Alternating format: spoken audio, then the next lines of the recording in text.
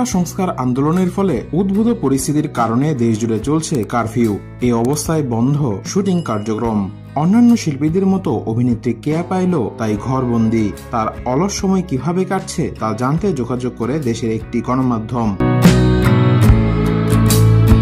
বিষয়টি নিয়ে তিনি বলেন, ক্যারিয়ার শুরুর পর এত দীর্ঘ সময় শুটিং বিহীন থাকিনি।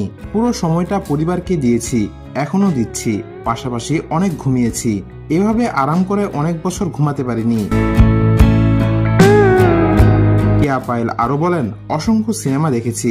একটার পর একটা সিনেমা দেখে দারুণ লেগেছে। সব মিলিয়ে অন্যরকম করে সময় কাটিয়েছি।